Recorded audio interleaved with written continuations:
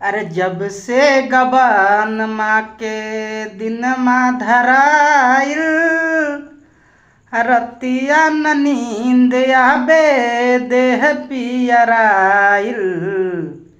जब से गबन माँ के दिन माँ धराइल, रतिया न नींद आबे देह पियराइल।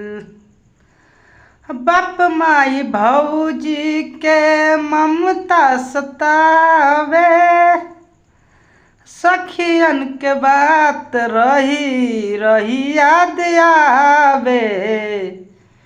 कुह के करे जबा, कुह के करे जबा अखिया रुलाई।